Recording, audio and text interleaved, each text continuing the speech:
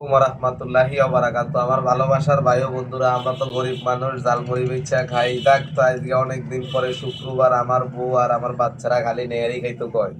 তাই আজকে আমি লই আইলাম আসলে অনেক কষ্টের পরে আপনার বলি যে ৪টা গরুর পাও আনছিলাম ভাই। আরে ভাই যে দাম রাখে ভাই, দামে করা যায় না। ২,০০০ টাকার ৪টা গরুর পাও। তা আমার বউ এই যে দেখেন, আসলে আমরা তো হোটেলে খাবার দাবার খুব কম খাই, যে তো গরিব মানুষ ভাই।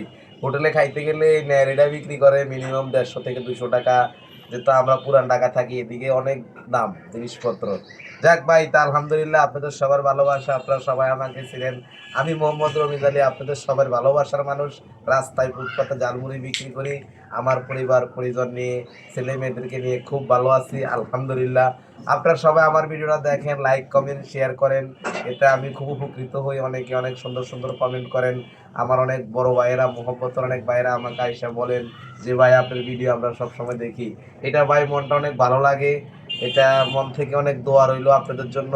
সবসময় দোয়া করি আমার যে ফেসবুকের ইউটিউবের ফলোয়াররা আছে, আল্লাহ সকলকে ভালো রাখুক।